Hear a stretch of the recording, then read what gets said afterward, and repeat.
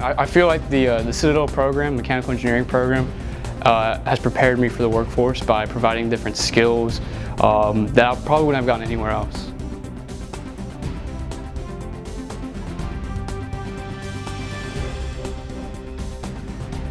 One of the best things about the program here is there's such a big emphasis on collaboration, innovation with the professors to get some hands-on experience that will be very valuable moving forward into the real world.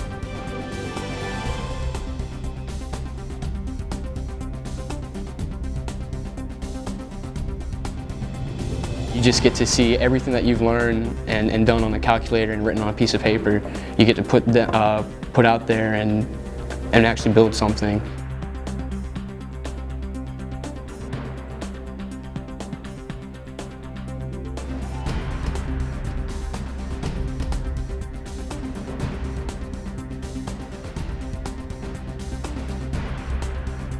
Being a mechanical engineering student, there's such a high demand in the workforce, and it just gives a sense of job security, a very good sense that there's always going to be something out there.